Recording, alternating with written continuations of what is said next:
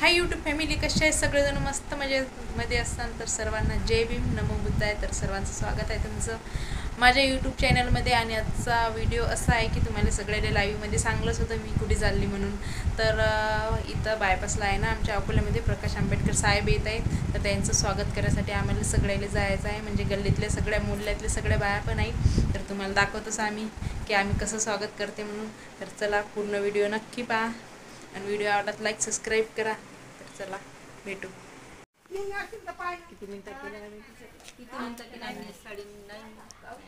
काय आज तुम्ही येतात का काय